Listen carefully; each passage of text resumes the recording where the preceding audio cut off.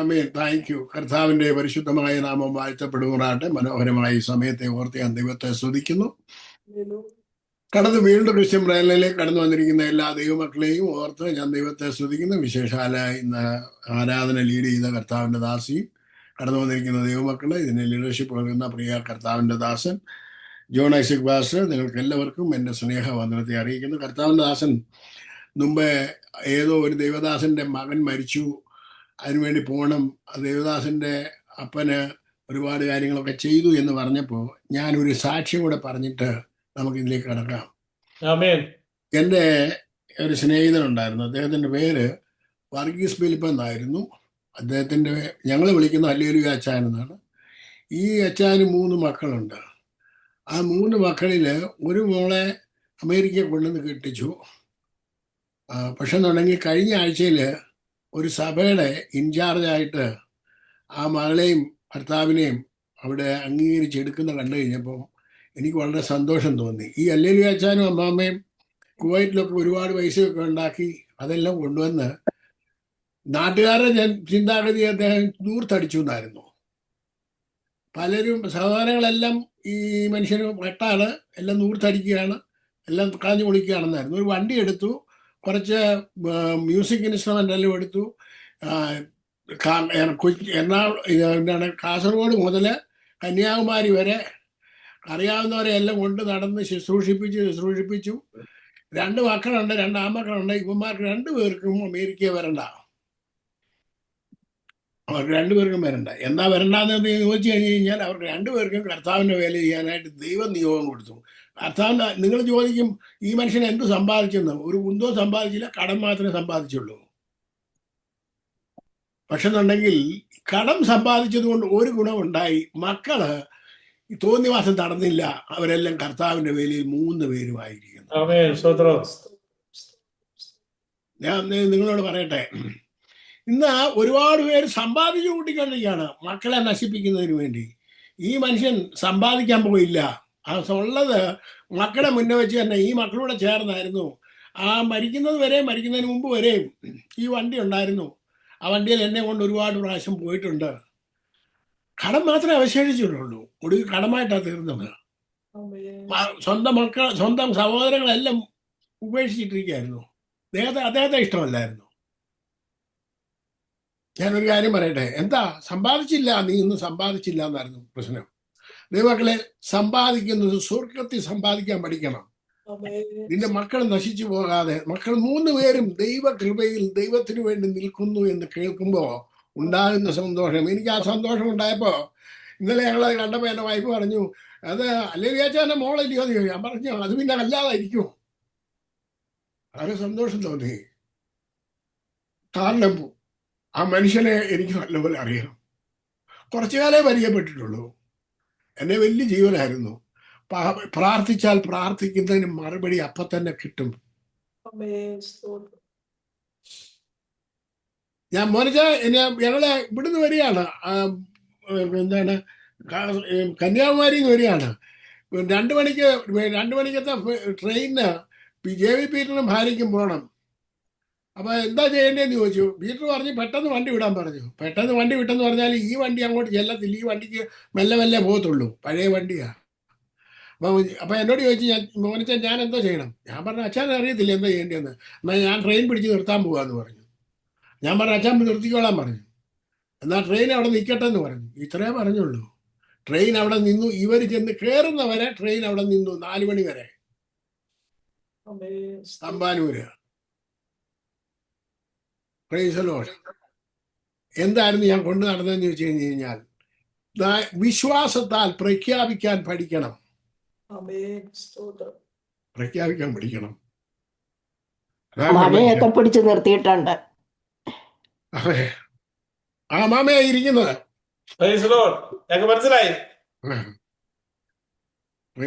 ഈ അമ്മാവ് അറിഞ്ഞിട്ടൊന്നല്ല പറഞ്ഞ, പക്ഷെ എന്നുണ്ടെങ്കിൽ അത് എൻ്റെ ഹൃദയത്തിൽ അതിൻ്റെ സന്തോഷം എന്ന് കർത്താനാശം പറഞ്ഞപ്പോ അവര് ചെന്ന് കയറിയപ്പോ അവർക്ക് സഭ എടുത്തു. ഇത് കണ്ടപ്പോ വലിയ സന്തോഷം തോന്നി. ദൈവം അനുഗ്രഹിക്കട്ടെ. Thank you. ദൈവമക്കളെ, നിങ്ങൾ സമ്പാദിക്കുന്നത് ദൈവത്തിന് വേണ്ടി. കർത്താവദാസനെ UP-യില് നമ്മൾ നിൽക്കുന്നതുണ്ടെങ്കിൽ തലമുറയെ പറ്റി പേടിക്കണ്ട. തലമുറയെ ദൈവം നോക്കിക്കോളൂ.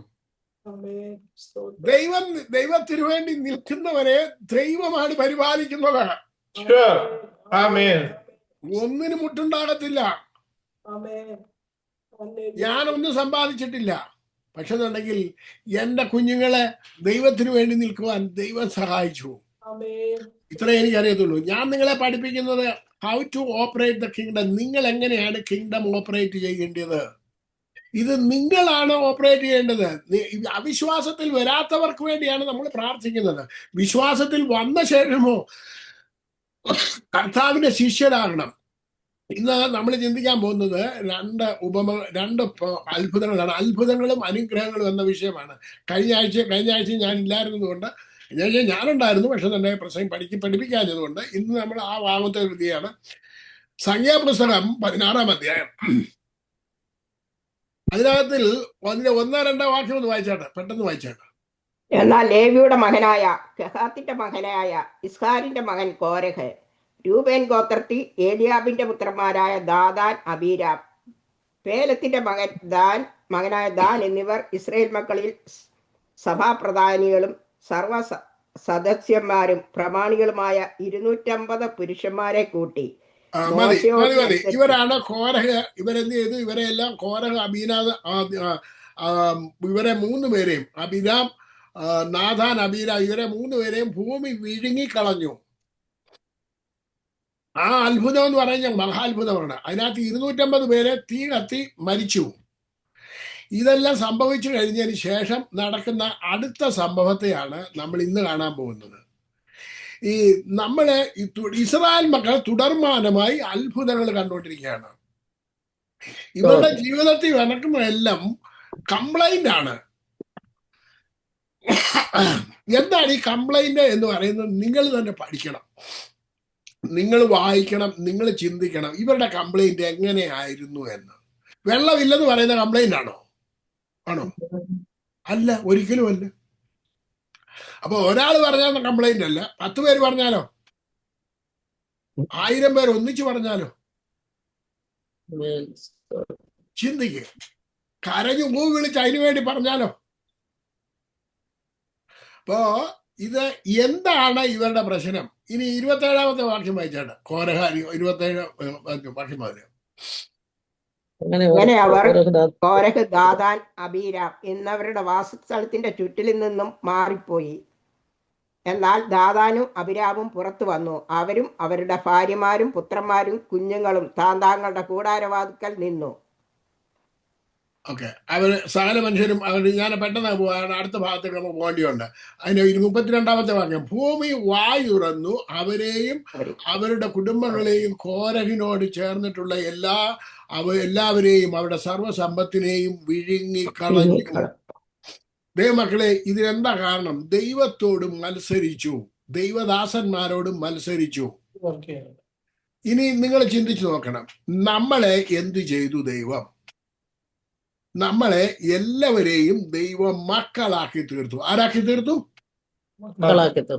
മക്കള് മാത്രമാണ് ആക്കി തീർന്നു. നിങ്ങളെ രാജാക്കന്മാരാക്കി തീർത്തു. എന്താക്കി തീർത്തു? നിങ്ങളെ അത് മാത്രമല്ല, പിന്നെ പുരോഹിതന്മാരാക്കി തീർത്തു. അപ്പൊ നമുക്ക് എത്ര പദവി തന്നു? മക്കള്.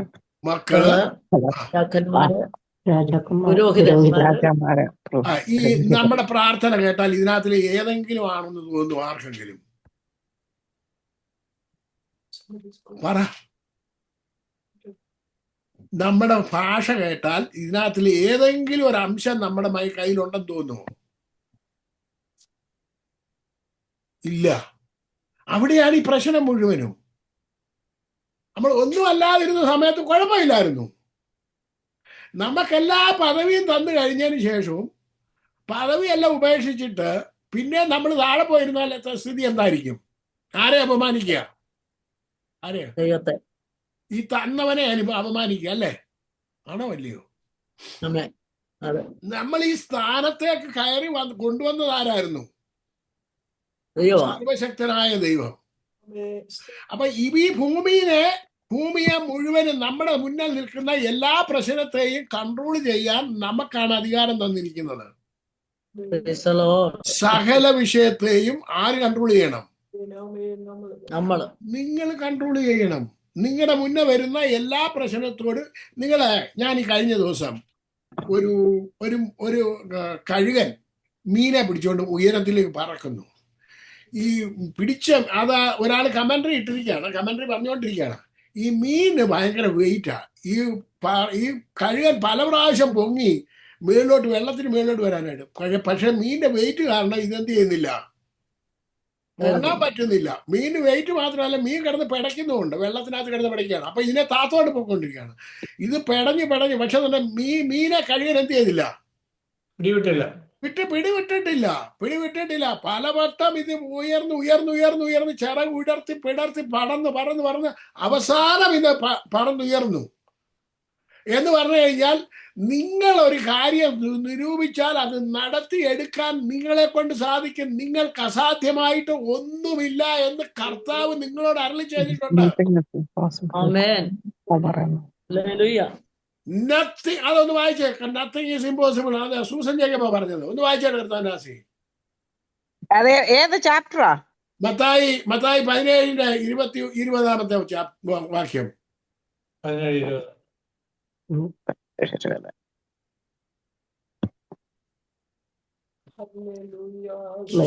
Susan Jacob. Jesus said unto them, because of your unbelief, for verily I say unto you, if you have faith as a grain of a mustard seed, you shall say unto this mountain, remove from here to yonder place, and it shall remove, and nothing shall be impossible unto you. Okay. Yeah, anything is impossible for you? Susan, tell me. Anything is impossible? No. If Tell you me. trust in him. Jesus said to me, everything is impossible for me. So I will tell this mountain to move. Nothing shall be impossible unto you. Yeah. Praise God. Hello. ഇത് പെന്തിക്കോസുകാരത്തി അല്ലെന്ന് ഓർത്താണ് ഈ പറഞ്ഞത്. Hello, പെന്തിക്കോസുകാരെ, shame on you. Hello, പെന്തിക്കോസുകാരെ, ഓർത്തുകൊള്ളുക. നിങ്ങൾ പഠിക്കണം. എന്താ പഠിക്കണം? ഈ കർത്താവ് പറഞ്ഞത് എന്താണെന്ന് കേൾക്കണം, പഠിക്കണം, ഉപയോഗിക്കണം. ഓക്കെ, ഇനി അടുത്ത പ്രശ്നത്തിലേക്ക് കടക്കാൻ പോവാണ്. അതിന്റെ 40-ാമത്തെ വാക്യം ഒരു വായിച്ചാട്ടെ. അഹരോന്റെ സന്തതിയിലല്ലാത്ത യാതൊരു അന്യനും യഹോവയുടെ സന്നിധിയിൽ ധൂപം കാണിപ്പാൻ അടുക്കുകയും കോരഹിനെയും അവന്റെ കൂട്ടുകാരനെയും പോലെ ആകുകയും ചെയ്യാതിരിക്കേണ്ടതിന് ഇസ്രായേൽ മക്കൾക്ക് ജ്ഞാപകമായി അവന്റെ യാഗപീഠം പൊതിയുവാൻ തകിടായി അടുപ്പിച്ച് യഹോവ മോശ മുഖാന്തരം കൽപ്പിച്ചതുപോലെ തന്നെ. അപ്പൊ അവിടെ നിർത്തിയാണ്. അപ്പൊ ആരും പുരോഹിതനല്ല, അഹരോന്റെ മക്കൾ മാത്രമേ പുരോഹിതനാകാവൂ എന്ന സ്ഥലത്ത് എനിക്കും നിങ്ങൾക്കും ജാതികളായിരിക്കുന്ന നമുക്ക് എന്തോ ആക്കി തന്നു? പൗരോഹിത്യം തന്നു. പൗരോഹിത്യം വേണമെന്ന് വാദിച്ചവരാണ് ഭൂമി എന്ത് ചെയ്യുന്നത്? വാ വിഴുങ്ങി. എന്നിട്ട് നമ്മളെ അത് ചെയ്യാതിരിക്കുന്നതിന് വേണ്ടി നമുക്ക് പൗരോഹിത്യം കിട്ടിയിട്ട് നമ്മളെന്താ എന്തോ ചെയ്തുകൊണ്ട് കിടക്കുക. പിറ്റേന്നാൾ അടുത്ത വാക്യം വായിച്ചാണ്. പിറ്റേന്നാൾ ഇസ്രായേൽ മക്കളുടെ സഭയെല്ലാം മോശയ്ക്കും അഹരോനും വിരോധമായി പിറുവിറുത്തു. ഇത്രയും പ്രശ്നം ഉണ്ടായിട്ടും പിന്നെ പിറുവിറുപ്പ് വിട്ടിട്ടുണ്ടോ? ഇത്രയും പ്രശ്നം ഉണ്ടായിട്ട് 250 എണ്ണം ചത്തു, ഈ 3 എണ്ണം ഒഴി പോയി. എന്നിട്ടും പിറുവിറുപ്പ് എന്ത് ചെയ്തിട്ടില്ല? വിട്ടിട്ടില്ല. പിന്നെ ഇങ്ങനെ മോശയ്ക്കും അഹരോനും വിരോധമായി സഭ കൂടിയപ്പോൾ അവർ സമാഗമന കൂടാരത്തിന്റെ നേരെ നോക്കി. മേഘം അതിനെ മൂടി യഹോവയുടെ തേജസ്സും പ്രത്യക്ഷമായിരിക്കുന്ന കണ്ടു. അപ്പോൾ മോശയും അഹരോനും സമാഗമന കൂടാരത്തിന്റെ മുമ്പിൽ ചെന്ന് യഹോവ മോശയോട്, ഈ സഭയുടെ മധ്യയിൽ നിന്ന് മാറിപ്പോകുകയും ഞാൻ അവരെ ക്ഷണത്തിൽ സംഹരിക്കും എന്ന് അരുളി ചെയ്തു. അപ്പോൾ അവർ കവിള് വീണു. ഇനി നിങ്ങൾ മോശയോട് പറയാണ്, ഞാൻ എല്ലാത്തിനെയും ഒറ്റ മനുഷ്യനെ ഞാൻ എല്ലാത്തിനും കൊല്ലാൻ പോവാ, എല്ലാത്തിനെയും. അപ്പൊ മോശ എന്ത് ചെയ്തു? കവിണ് വീണു. അടുത്തതാണ് ധൂപം കാട്ടുന്നു. വായിച്ചേട്ടെ, ധൂപം കാട്ടി വായിച്ചോ. മോശ അഹരോനോട്, നീ ധൂപകലശം എടുത്ത് അതിൽ യാഗപീഠത്തിലെ തീയിട്ട് ധൂപവർഗവും ഇട്ട് വേഗത്തിൽ സഭയുടെ മധ്യേ ചെന്ന് അവർക്ക് വേണ്ടി പ്രായച്ചിത്തം കഴിക്ക. യഹോവയുടെ സന്നിധിയിൽ നിന്ന് ക്രോധം പുറപ്പെട്ടു, ബാധ തുടങ്ങിയിരിക്കുന്നു എന്ന് പറഞ്ഞു.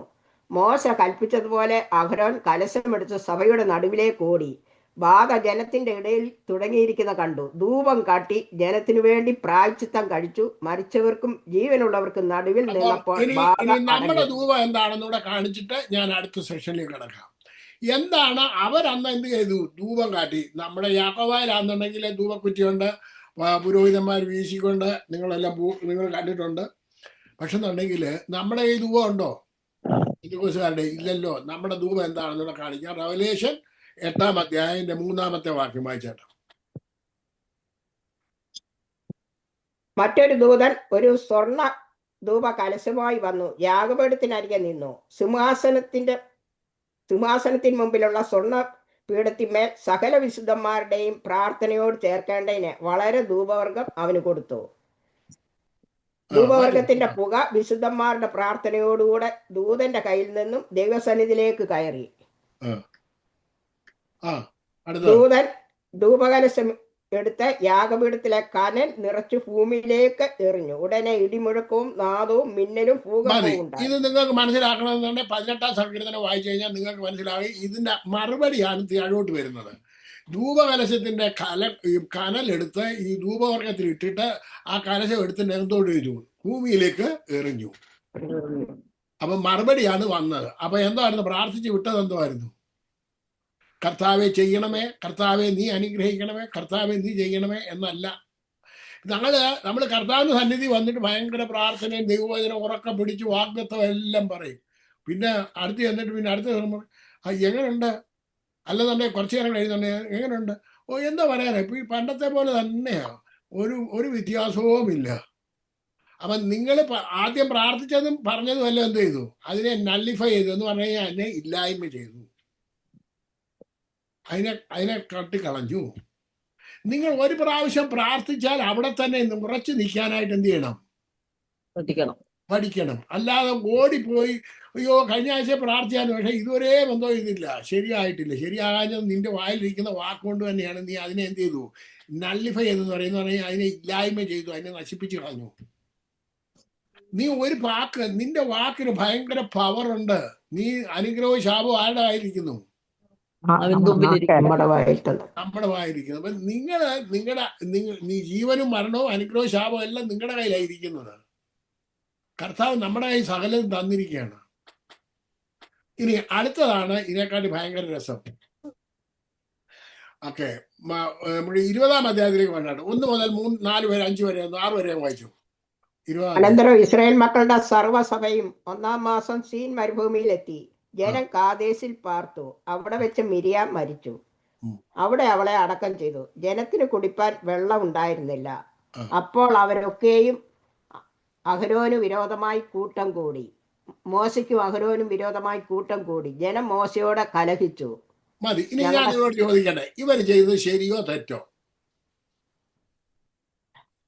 ഇവർക്ക് കഴിഞ്ഞ പ്രാവശ്യം വെള്ളം ഇല്ലായിരുന്നപ്പോ ഇവർക്ക് വെള്ളം കലഹിച്ചുകൊണ്ട് വെള്ളം കൊടുത്തത് എവിടുന്നായിരുന്നു? അപ്പൊ ഇവർ വെള്ളം കുടിച്ചോറില്ലയോ? അതെ.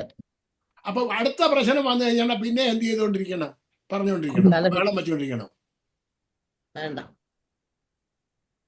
എന്താ ബഹളം വെക്കാനുള്ള കാരണം? എന്താ? ഇതാണ് നമ്മുടെ എല്ലാം കുഴപ്പം. എന്തെങ്കിലും ഒരു ചെറിയ പ്രശ്നം ഉണ്ടാക്കി കഴിഞ്ഞാൽ അതിനെ ഊതി വീർപ്പിച്ച് വലുതാക്കി ബഹളം ഉണ്ടാക്കിക്കൊണ്ട് നടക്കുക. മൂക്കപ്പനി വന്നു കഴിഞ്ഞിട്ടുണ്ടെന്നുണ്ടെങ്കിൽ അങ്ങ് നാട്ടുകാരെ മുഴുവൻ വിളിച്ചു പറയും മൂക്കപ്പനിയാന്നേ, അതാണേ, ഇതാണേ, ഇങ്ങനെയാണേ, ഇങ്ങനെയാണേ പറയുന്നത്. നിങ്ങൾ ഈ പറയുന്നേ, എൻ്റെ അമ്മയ്ക്ക് 5 മക്കളുണ്ടായിരുന്നു. 4 ആണുങ്ങളായിരുന്നു. ഞങ്ങൾ 4 പേരും കൊള്ളരുതാത്ത മകരായിട്ടാണ് ജീവിച്ചത്. അപ്പം അമ്മ ഭയങ്കര പ്രാർത്ഥനക്കാരിയായിരുന്നു. ഭയങ്കര പ്രാർത്ഥനക്കാരി എന്ന് പറഞ്ഞു കഴിഞ്ഞാൽ അമ്മയുടെ ചെറുപ്പം മുതലേ ഭയങ്കര പ്രാർത്ഥനക്കാരിയാണ്. കണ്ണുനീരോടെ പ്രാർത്ഥിക്കുന്ന അമ്മയെ തങ്ങമ്മ എന്തുകൊണ്ട് അമ്മ എന്തുകൊണ്ട് വിശേഷം? എൻ്റെ കുഞ്ഞെ പ്രത്യേകം പ്രാർത്ഥിക്കണം. എൻ്റെ മോൻ രാജന് വേണ്ടി പ്രത്യേകം പ്രാർത്ഥിക്കണം. മോനച്ചനുണ്ട്, അവന് വേണ്ടി പ്രത്യേകം ജോസങ്ങളുണ്ട്, അവന് വേണ്ടി പ്രാർത്ഥിക്കണം. എല്ലാവർക്കും വേണ്ടി പ്രാർത്ഥിക്കുക. നാട്ടുകാർ മുഴുവൻ പ്രാർത്ഥിക്കുക. നിങ്ങൾ ആർക്ക് വേണ്ടി പ്രാർത്ഥിക്കുന്നത്? തങ്ങമ്മാമ്മയുടെ പിള്ളേർക്ക് വേണ്ടിയാണ്. എന്താണ്? ഒരെണ്ണം ഗുണമില്ലെന്നേ. പിന്നെ എന്താ നമുക്ക് പ്രാർത്ഥിക്കാം, അല്ല പിന്നെ നമുക്ക് എന്ത് ചെയ്യാനോ? പിന്നെ എല്ലാവരും എന്തോ ചെയ്തോണ്ടിരിക്കുക ഈ ഗുണം പിടിക്കാത്തവന്മാർക്ക് വേണ്ടി പ്രാർത്ഥനയാണെന്ന് പറച്ചില്. തങ്ങമ്മാമ്മ പറയും ഇവരെന്ത് പ്രാർത്ഥിച്ചുകൊണ്ടിരിക്കും. ഇതായിരുന്നു. ഞങ്ങളോട് ചോദിച്ചാൽ ഞങ്ങൾ പറയും അമ്മ എവിടെ പോയിരിക്കണ? നമ്മളെ പറ്റി പറയാൻ പോയിരിക്കുക എന്ന് പറയും, നാട്ടുകാരോട് വിവരം പറയാനായിട്ട്. ഏതെങ്കിലും ഒരു കല്യാണാലോചന നിങ്ങളും അല്ല ആ പെണ്ണിനെ വല്ല ഞങ്ങളുടെ വീട്ടിൽ തരുമോ? പറഞ്ഞേ. നിങ്ങളുടെ വീട്ടിലെ പെൺപിള്ളാരെ വല്ലതും കൊണ്ടുവന്ന് ഇതുപോലുള്ള തള്ളയുടെ മക്കളെ കെട്ടിക്കുമോ? പറഞ്ഞേ. അപ്പം പ്രാർത്ഥിച്ച് വീട് പിള്ളേരെ മുഴുവൻ വഷളാക്കി, പിള്ളേരെ മുഴുവൻ നാട്ടിച്ചത് ആരാ? പറ. അതുപോലെ അല്ലേ അമ്മമാരെല്ലാം കുത്തിയിരിക്കുന്നത്? നിങ്ങളുടെ മക്കളുടെ മേൽ നിങ്ങൾക്ക് അധികാരം ഉണ്ടോ ഇല്ലയോ? ഉണ്ട്. നിങ്ങൾക്ക് അമ്മമാർക്കാന്നോ അധികാരം, അപ്പന്മാർക്കാന്നോ അധികാരം? അമ്മമാർക്കാന്നോ അധികാരം? അപ്പന്റെ അധികാരം അപ്പനാണ്. അപ്പനും അമ്മയും കൂടെ തലേ കൈവച്ചിട്ട് യേശുവിന്റെ നാമത്തിൽ നേരായി വരാൻ അവനെ നേരെ നടത്തേണ്ട ജോലി ആരുടേതാ? രണ്ടുപേരുടെ. അത് ആരെ പഠിപ്പിക്കേണ്ട ജോലി ആരുടേതാ? സഭാ ലീഡേഴ്സിന്റെ ജോലിയാ. അവന്മാരത് പഠിപ്പിക്കത്തില്ല. അവർ പറയും ഞങ്ങളുടെ അടുക്കലോട് കൊണ്ടുവന്നേരും ഞങ്ങൾ. ഇതാ നിങ്ങളെ പഠിപ്പിക്കുന്നത്. നിങ്ങൾ പ്രബുദ്ധരായി തീരണം, നിങ്ങളെല്ലാം കഴിവുള്ളവരായി മാറണം. നിങ്ങൾ പറയണം. ഒരമ്മാമ്മ വന്ന് ഞങ്ങളുടെ പ്രാർത്ഥന കൂട്ടത്തിൽ വന്നിട്ട് പറഞ്ഞു ഞങ്ങളുടെ വീട്ടിലോട്ടൊന്ന് വരണം, പ്രാർത്ഥിക്കണം. മോന് 35 വയസ്സുണ്ട്, അവർ ഇതുവരെയും കല്യാണം കഴിച്ചിട്ടില്ല. ഞാൻ പറഞ്ഞാലും ഈ അമ്മാമ്മയുടെ അനിയനുണ്ട്, രാജമൃതം എന്ന് പറയും. ഞങ്ങൾ രണ്ടുപേരും കൂടെ അവിടെ ചെന്ന് കഴിഞ്ഞാൽ അവിടുത്തെ അച്ഛന് യാക്കോബക്കാരൻ അച്ഛൻ എന്നെ ഭയങ്കര ഇഷ്ടമാണ്. ഞാനും അച്ഛനും കൂടെ അങ്ങ് യോജിച്ച് കഴിഞ്ഞ് കഴിഞ്ഞാൽ ഞങ്ങൾ ഒരുപാട് യാക്കോബയിലെ കാര്യങ്ങളെല്ലാം പറയും. പിന്നെ അച്ഛൻ്റെ കൂടെ പ്രാർത്ഥിക്കാനിരിക്കും, ദൈവവചനം പറയാനൊക്കെ ഇരിക്കും, കേൾക്കാനൊക്കെ. അച്ഛൻ ദൈവവചനം കേൾക്കുന്നൊക്കെ ഇഷ്ടമാണ്. അപ്പം ഞങ്ങളെ രണ്ടുപേരെ കണ്ടു കഴിഞ്ഞാൽ ചോദിച്ചു എന്തിനാ വന്നത്? ഞാൻ പറഞ്ഞു അമ്മാമ്മ വിളിച്ചിട്ടാണ് വന്നത്. അമ്മാമ്മ എന്തിനാ വിളിച്ചത്?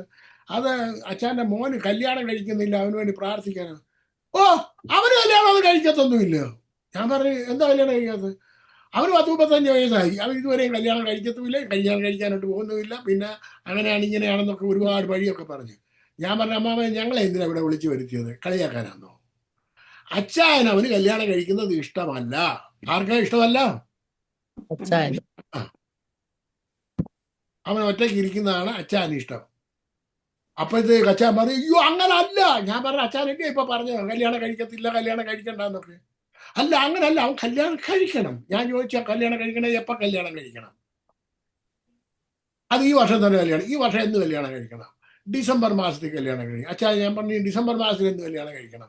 18-ാം തീയതി. ഞാൻ പറഞ്ഞു ഈ 25 നോയമ്പ് ആയിക്കൊണ്ട് അന്നേരം എങ്ങനെ കല്യാണം നടത്താൻ പറ്റുന്നത്? അത് സാരമില്ല, ഞാൻ തിരുമേനിയുടെ കയ്യിൽ നിന്ന് ഇത് ഓർഡർ വാങ്ങിച്ചോളാം, 18-ാം തീയതി കല്യാണം നടത്തണമെന്ന്. ഞാൻ പറഞ്ഞു എന്നാൽ പിന്നെ വളരെ എളുപ്പമില്ലയോ? അച്ഛൻ ഡിക്ലെയർ ചെയ്തു എൻ്റെ മകൻ എത്രാം തീയതി കല്യാണം കഴിക്കണം?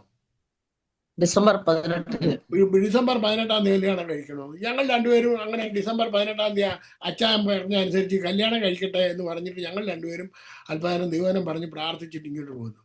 അടുത്ത കുറച്ച് ദിവസം കഴിഞ്ഞ് കഴിഞ്ഞുണ്ടെങ്കിൽ അച്ഛൻ ഞങ്ങൾക്കെല്ലാം ഇൻവിറ്റേഷൻ അയച്ചു. ഡിസംബർ 18-ാം തീയതി എൻ്റെ മോൻ്റെ കല്യാണം ഉറച്ച് കല്യാണം നടത്താൻ പോവാണ്, നിങ്ങൾ രണ്ടുപേരും വരണമെന്ന്. രാജമ്മയുടെ മാത്യുശമ്മയിൽ മാത്രമേ പോയുള്ളൂ, ഞാൻ പോയില്ലെന്നും ആരും. എനിക്ക് പോകാൻ പറ്റിയില്ല. ആരാ ഡിക്ലെയർ ചെയ്തത്? ഞാനോ അച്ഛനോ? അപ്പൊ വീട്ടിലെ അധികാരി പറയാൻ പഠിക്കണം.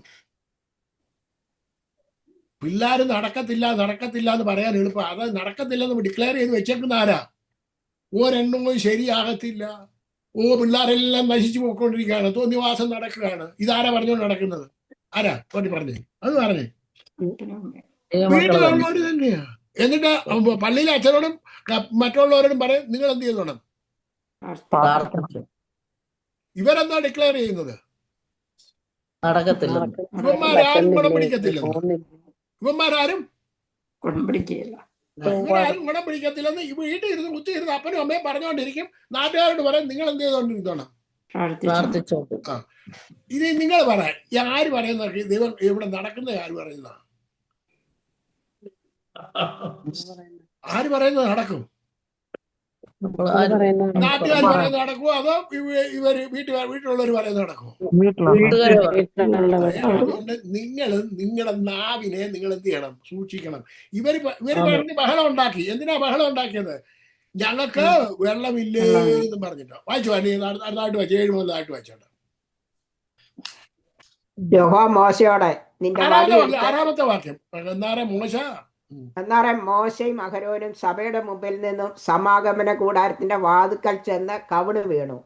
യഹോവയുടെ തേജസ് അവർക്ക് പ്രത്യക്ഷമായി. യഹോവ മോശയോടെ നിന്റെ വടിയെടുത്ത് നീയും സഹോദരനായ അഹരോനും സഭയെ വിളിച്ചുകൂട്ടി അവർ കാണുക പാറയോട് കൽപ്പിക്ക, എന്നാൽ അത് വെള്ളം തരും. പാറയോട് കൽപ്പിക്കണം. ഈ പാറ ആരായിരുന്നു ബൈബിളിൽ എഴുതിയിരിക്കുന്നത്? കർത്താവായ യേശു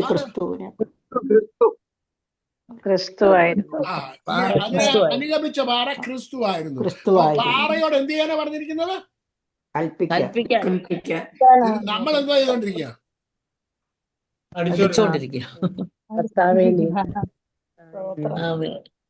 ഇനി വായിച്ചു അടുത്ത വാക്യം.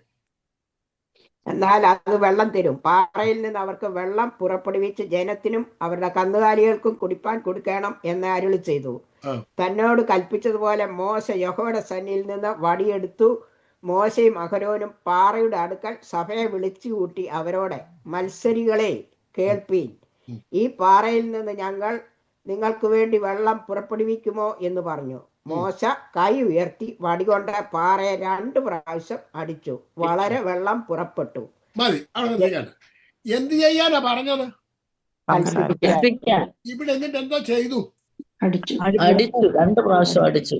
അപ്പൊ ഒരു പ്രാവശ്യം ഈ ക്രിസ്തു അടി കൊണ്ടതാണോ? അതെ. അപ്പൊ വീണ്ടും അടിക്കാൻ പറ്റുമോ? ഇല്ല. എത്ര പ്രാവശ്യം ശിക്ഷയുള്ളൂ? നിങ്ങൾ പറയണേ കർത്താവേ എന്നെ സൗഖ്യമാക്കണമേ എന്ന് പറഞ്ഞാൽ അതിന്റെ അർത്ഥം എന്തുവാ? പറഞ്ഞേ. ഇതുവരെ എന്ത് ചെയ്തിട്ടില്ല?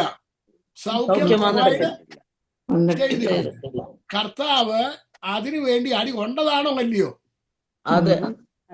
അവന്റെ സൗഖ്യം വന്നിരിക്കുന്നു എന്ന് എഴുതിയിരിക്കുന്നതാണോ അല്ലയോ? അപ്പൊ ഇനിയും സൗഖ്യമാക്കണമേ എന്ന് പറഞ്ഞു കഴിഞ്ഞാൽ കർത്താവ് ഇനി എന്തോ ചെയ്യണം? കർത്താവ് ഇങ്ങോട്ട് വരണം, അടി കൊള്ളണം. ആ അടിച്ച് അപ്പൊ നിങ്ങൾ ഇനി 2ാമത് അടി കൊള്ളിപ്പിക്കാനായിട്ട് ഇരിക്കുകയാണോ? വായിച്ചോ. അടി കൊള്ളിപ്പിക്കാൻ തുടങ്ങി. അടിച്ചവനെ എന്താ കുഴപ്പമുണ്ടായിരുന്നു? വായിച്ചായിട്ട് വായിച്ചോട്ടെ. ജനവും അവരുടെ കന്നുകാലികളും കുടിച്ചു. പിന്നെ യഹോവ മോശയോടും അഹരോനോടും മോശയോടും അഹരോനോടും ആരോടൊക്കെ?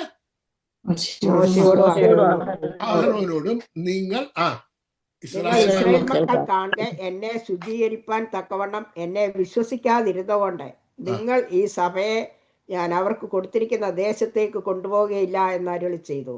അയ്യോടാ, ഭയങ്കരമായി പോയല്ലോ. ഒന്നുകൂടെ ഒന്ന് വായിച്ചേ. വേറൊരാള് വായിച്ച വാക്യം. പിന്നെ യഹോവ മോശയോടും അഹരോനോടും നിങ്ങൾ ഇസ്രായേൽ മക്കൾ കാണുക എന്നെ വിശുദ്ധീകരിക്കുവാൻ തക്കവണ്ണം എന്നെ വിശ്വസിക്കാതിരുന്നത് കൊണ്ട് നിങ്ങൾ ഈ സഭയെ ഞാൻ അവർക്ക് കൊടുത്തിരിക്കുന്ന ദേശത്തേക്ക് കൊണ്ടുപോകുകയില്ല എന്ന് അരുളി ചെയ്തു. കർത്താവ് മുമ്പേ സൂസൻ ജേക്കബ് വായിച്ചായിരുന്നു.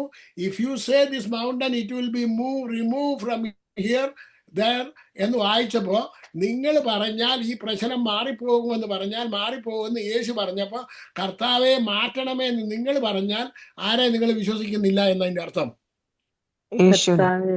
കർത്താവിനെ വിശ്വസിക്കുന്നില്ല.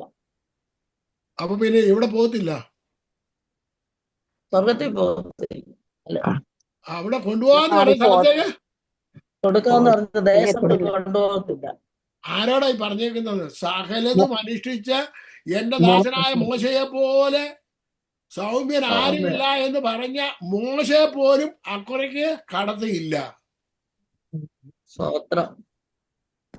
അപ്പൊ നമ്മുടെ കാര്യം എന്തുവാ? നമ്മുടെ കാര്യം എന്തുവാ? ഗോവിന്ദ. എന്തുവാ? ഗോവിന്ദ. കേട്ടിട്ടുണ്ടോ ഗോവിന്ദ എന്ന്? പോക്കാണെന്ന്. ആമേൻ. ഇത് ഞാൻ പറഞ്ഞ കഥയൊന്നുമല്ല, ബൈബിളിനകത്ത്. കഴിഞ്ഞ ദിവസം എന്നോട് ഒരാൾ പറയാണ്, പാസ്റ്ററെ എനിക്കൊരു മെസ്സേജ് ഒക്കെ ഇട്ടു, കേൾക്കാൻ നല്ല രസമാണ്. അദ്ദേഹം പറഞ്ഞേക്കുന്നത്, യേശു ക്രിസ്തു 12 വയസ്സുള്ളപ്പോൾ ദേവാലയത്തിൽ ചെന്നു ചോദിക്കുകയും ഉത്തരം പറയുകയും ചോദിച്ചവരോട് മറുപടി പറയുകയും ഒക്കെ ചെയ്തു. പാസ്റ്റർ പറയുന്നു പാസ്റ്ററോടൊന്നും ചോദിക്കണ്ടെന്ന്. അത് ശരിയല്ല. അപ്പൊ പുള്ളി എന്നെ ആരോടാക്കി സംഭവിച്ചേക്കുന്നത്? ആരോടെ സാമ്യപ്പെടുത്തിയിരിക്കുന്നത്? യേശുവിനോട്. എന്നിട്ട് പറയാണ്, അദ്ദേഹം തന്നെ പറയാണ്, എന്താണ് റെവലേഷൻ 20-ാം അധ്യായത്തിനകത്തുണ്ട്, സാത്താനെ 1000 ആണ്ടത്തേക്ക് പിടിച്ചു കെട്ടും, അവനെ ജയിലിലിടും, അതിനുശേഷം ഒരു യുദ്ധം നടക്കും, 1000 ആണ്ട് വാഴ്ചയുണ്ട്, പിന്നെ അവനെ അഴിച്ചു വിടുമെന്നൊക്കെ ഞാൻ പഠിപ്പിച്ചു. കർത്താവിന്റെ ദാസൻ ഇത് തന്നെ സിനിമാ കഥയാണെന്നോ? വില്ലൻ ഇങ്ങോട്ട് വന്നു, ഹീറോ ഇങ്ങോട്ട് വന്ന് വില്ലനെ പിടിച്ച് ജയിലിലിട്ടു, പിന്നെ 1000 ആണ്ട് ഹീറോ വാഴുന്നു, പിന്നെ അവനെ ജയിലിൽ നിന്ന് അഴിച്ചു വിടുന്നു. ഇതൊക്കെ സിനിമാ കഥയാണ്. ഈ മഹാൻ ഈ ബൈബിൾ വായിച്ചിട്ടുണ്ടോ? ഇതൊക്കെയാണ് ചോദ്യങ്ങൾ. ദൈവങ്ങളെ, ഞാൻ നിങ്ങളോട് പറയട്ടെ, ബൈബിൾ വായിക്കണം, ശ്രദ്ധിക്കണം. അതിനകത്തിൽ എഴുതിയിരിക്കുന്നത് നിങ്ങൾ അതുപോലെ പ്രവർത്തിക്കാമെന്നുണ്ടെങ്കിൽ നിങ്ങളുടെ ജീവിതത്തിൽ അത്ഭുതങ്ങളെ നിങ്ങൾ കാണും. ഹല്ലേലൂയ. നിങ്ങൾ അത്ഭുതങ്ങൾ കാണാൻ ആഗ്രഹിക്കുന്നുണ്ടോ? ഞാൻ എന്താണ് ഛത്തീസ്ഗഡിലുള്ള ഒരു സഹോദരിക്ക് വേണ്ടി, എനിക്കറിയത്ത് പോലില്ല പുള്ളിക്കാരത്തി, ഞാൻ ഒരു പ്രാവശ്യം വേറെ ആൾ മുഖാന്തരം സംസാരിക്കുന്നുള്ളേ ഉള്ളൂ. അവിടെ എന്താണ് ഒരു ബോർവെൽ കുഴിപ്പിച്ച് തരണമെന്ന് വേറൊരാളോട് പറഞ്ഞു. ഞാൻ പറഞ്ഞു നമുക്കത് ഒഴിപ്പിച്ച് കൊടുക്കാമെന്ന് പറഞ്ഞു. ഞാൻ ഈ ആകാശത്തിലൊക്കെ പറഞ്ഞതാ. ഇതിനകത്തിലുള്ള ഒരമ്മാമ്മ ഇന്നലെ മിനിഞ്ഞാന്ന് കൊണ്ടുവന്നിട്ട് പോയി ചെക്ക് കൊണ്ട് തന്നു, $1000 ചെക്ക് അവർക്ക് ബോർവെൽ കുഴിപ്പിക്കാൻ വേണ്ടി.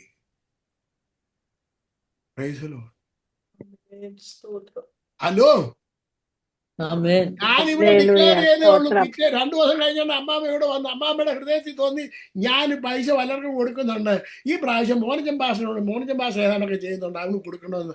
ഇതാരാ തോന്നിച്ചത്? ആരായിരുന്നു? അമ്മാമ്മ ഇതിനകത്ത് ഇരിപ്പുണ്ട്.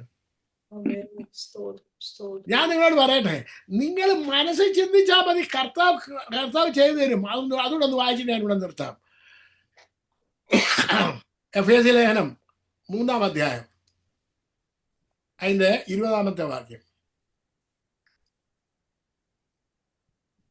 എന്നാൽ നാം ചോദിക്കുന്നതിലും നനയ്ക്കുന്നതിലും അത്യന്തം പരമായി ചെയ്യുവാൻ നമ്മിൽ വ്യാപരിക്കുന്ന ശക്തിയാൽ കഴിയുന്നവനെ സഭയിലും ക്രിസ്തുയേശുവിലും എന്നേക്കും നിങ്ങൾ എത്ര പേര്, അമ്മാമ്മമാരോട് എനിക്കൊരു ചോദ്യം, നിങ്ങൾ എത്ര പേര് പറഞ്ഞിട്ടുണ്ട്, അയ്യോ ഞാൻ അങ്ങോട്ട് ചിന്തിച്ചതേ ഉള്ളായിരുന്നു, അച്ഛാ ഞാൻ അങ്ങോട്ട് ചിന്തിച്ചതേ ഉള്ളായിരുന്നു?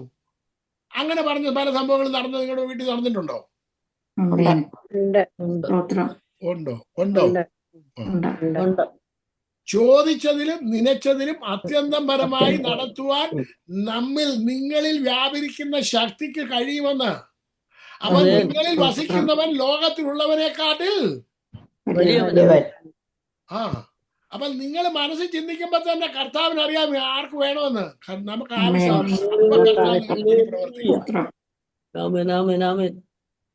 ഈ ദൈവത്തെയാണ് നിങ്ങൾ സേവിക്കുന്നത്.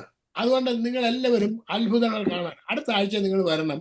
ഇതിനകത്തിലെ 21-ാം അധ്യായത്തിനകത്ത് 16, 17, 18 വാക്യത്തിനകത്ത് ഒരു കിണർ പൊങ്ങി വരുന്നുണ്ട്.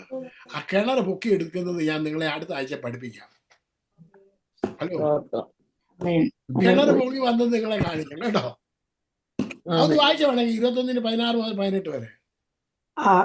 അവിടെ നിന്ന് അവർ ബേരിയിലേക്ക് പോയി യഹോവ മോശയോട് ജനത്തെ ഒന്നിച്ചു കൂട്ടുക, ഞാൻ അവർക്ക് വെള്ളം കൊടുക്കുമെന്ന് കൽപ്പിച്ച കിണർ അത് തന്നെ. ആ സമയത്ത് ഇസ്രയേൽ കിണറെ പൊങ്ങിവ, അതിന് പാടുവി, പ്രഭുക്കന്മാർ കുഴിച്ച കിണർ, ജനശ്രേഷ്ഠന്മാർ ചെങ്കോൽ കൊണ്ടും തങ്ങളുടെ ദണ്ണുകൾ കൊണ്ടും കുത്തിയ കിണർ എന്നുള്ള പാട്ട് പാടി. മതി. ഈ എവിടെയോ കിടക്കുന്ന കിണർ, ഭൂമിക്കടി കിടക്കുന്ന കിണർ പൊക്കി വരുത്തിയിരുന്നത് പാട്ട് പാടി പൊക്കിയെന്നുണ്ടെങ്കിൽ നിങ്ങളെ കൊണ്ട് പറ്റുമോ ഇല്ലയോ? ഇത് നടന്ന സംഭവം ഞാൻ നിങ്ങളെ അടുത്ത ആഴ്ച പഠിപ്പിക്കാൻ. ദൈവം അനുഗ്രഹിക്കട്ടെ. പാമ്പിൽ നിന്നുള്ള വിടുതൽ, ഇതുകൊണ്ടുള്ള കാര്യങ്ങൾ ദൈവം നിങ്ങളെ എല്ലാവരെയും അനുഗ്രഹിക്കുകയും സഹായിക്കുകയും ചെയ്യട്ടെ. അത്ഭുതങ്ങൾ നിങ്ങളിൽ കൂടി നടക്കുവാൻ ദൈവം നിങ്ങളെ സഹായിക്കും. നിങ്ങളുടെ നാവിന്മേലാണ് അത്ഭുതം ഇരിക്കുന്നത്. എല്ലാം പറയട്ടെ, എന്റെ നാവിന്മേലാണ് അത്ഭുതം ഇരിക്കുന്നത്. ദൈവം നിങ്ങളെ എല്ലാവരെയും അനുഗ്രഹിക്കട്ടെ, സഹായിക്കട്ടെ. Thank you. God bless you all.